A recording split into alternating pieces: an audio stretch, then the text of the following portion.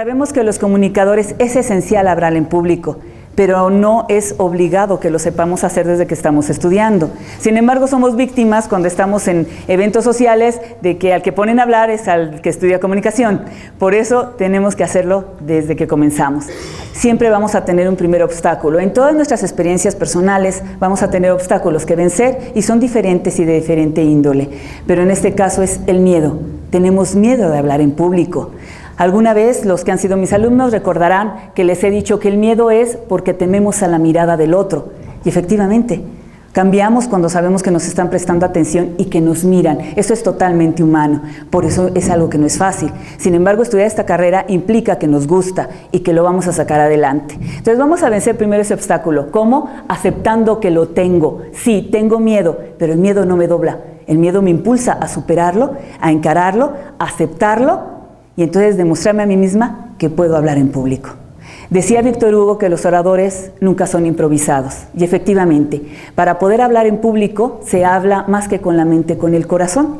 Y por eso hay que estar llenos de experiencias, leer mucho, ver muchas películas, llenarnos de exposiciones y de otra información que nos pueda dar algunos temas que comentar. Nunca hay entonces un orador improvisado. Todos podemos serlo. Lo primero, si voy a vencer el miedo, voy a demostrarme a mí mismo que no hay obstáculos y me voy a echar porras. Van a notar que para poder ser orador participa un elemento básico, que es la autoestima y el autoconcepto. Ya algunos lo hemos mencionado, la autoestima es qué tanto me quiero y el autoconcepto es lo que creo que soy yo. Entonces hay que echarnos nuestras porras, cada vez que les toque hablar, mírense al espejo, háblense con cariño, esta comunicación intrapersonal, díganse, sí puedo, sí es cierto, he de tener mis debilidades, pero también tengo mis fortalezas y me amarro de ellas. Y vamos a ver estos tips que espero que les sirvan toda la vida. El camino, ese es el que ustedes quieren formar, ese es el que ustedes van a elegir y de acuerdo a, como decía hace un momento, sus fortalezas y sus debilidades. Primer secreto, hablen de lo que conocen. Nunca se pongan a hablar de algo que ni idea tienen, ¿eh? Ese es el gran secreto. No quieran parecer que conocen todo. Tienen que hablar solamente de lo que conocen, de la información que tienen. ¿Cómo se va a estructurar un discurso? No importa el tema, todos los temas se manejan en estas partes. ¿Sí? Así se ve. La primera, hago una introducción. La introducción tiene una finalidad, capturar la atención de las personas que me están escuchando, solamente esa. Reunirlas y centrar en el tema que yo voy a hablar. Después sigue el desarrollo. Serían estos 3 puntos básicos. La introducción, el desarrollo. Cada vez que yo voy a tratar un tema, les recomiendo que solamente manejen 5 puntos básicos. Cuando les digan, te toca hablar y ustedes no estén preparados, recorran qué es lo que sé de este tema. Entonces los van mencionando por cada dedo, se los aprende. Si llegan a 4, está bien. Si son 5, es excelente. Con 5 pueden hablar 40 minutos, 1 hora.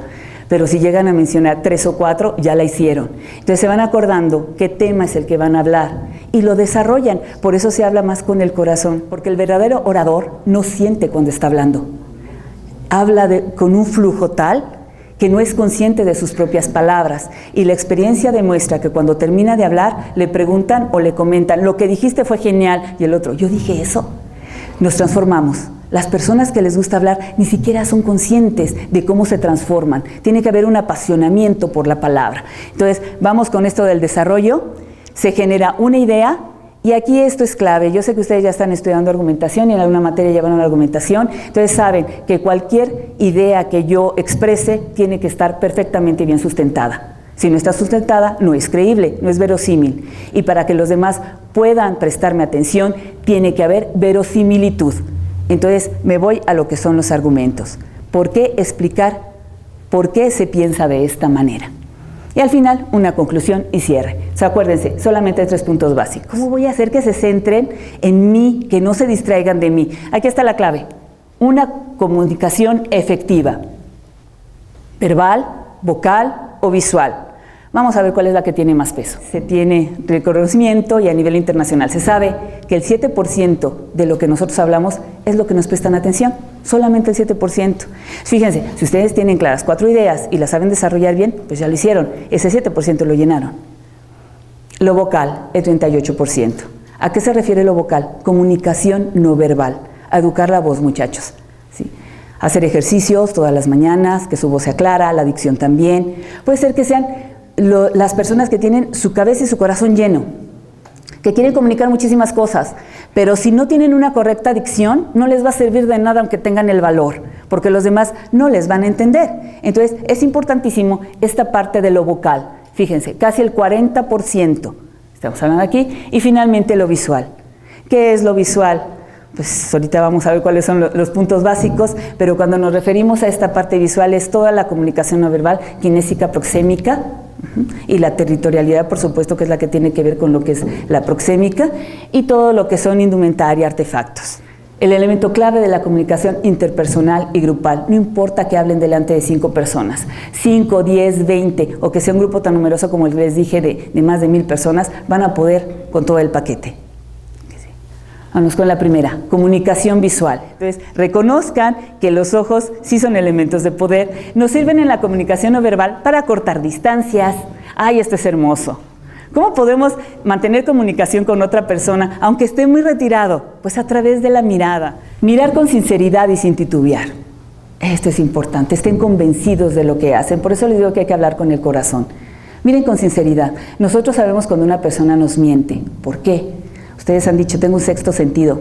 No, comunicación no verbal. Si alguno de ustedes se reconoce que tiene una mirada fuerte, tiene que empezar a educarla. Entonces, mírese en el espejo, observe cuál es su mirada, trate de dosificarla, no mires directamente a las personas a los ojos, sino que tienen que hacer un recorrido alrededor del rostro, casi siempre apoyamos en estos puntos, en las comisuras de la boca también, para que no se sienta tan pesado. Entonces, acuérdense, más de 5 segundos mirando directamente a los ojos es sumamente pesado. No disparen la vista. ¡Uy, qué terrible! En televisión le llamamos que pajareamos. ¿Sí han oído ese término, verdad? Entonces, si estamos hablando con una persona, ¿creerá que es sincera si yo empiezo a pajarear? Pues no. Entonces, no va a haber ese contacto visual. La pregunta es, en nivel interpersonal estoy de acuerdo, pero cuando estoy delante de un público, ¿cómo mantengo ese contacto visual? Apasionense por lo que hablan y miren directamente a los ojos. Lo mejor es que con la práctica ustedes sí mantengan un contacto visual directo, ¿sí? Además, se crea una fantasía interesante cuando uno está en el público. Yo estoy de este lado sola, ustedes allá ya son un grupo, son una parte de una masa, hay una comunión entre ustedes. Aparentan ser anónimos, pero no lo son. Evitar el parpadeo lento. ¿Saben cuál es el parpadeo lento? Cuando hablo y hago esto. Cuando estás como durmiéndote. ¿Por qué? Porque también no me habla de sinceridad. ¿Sí? Entonces es importantísimo saber controlar eso de la mirada, justamente para que sientan que estoy diciendo la verdad, si no nadie me va a creer y lo que yo estoy buscando es verosimilitud.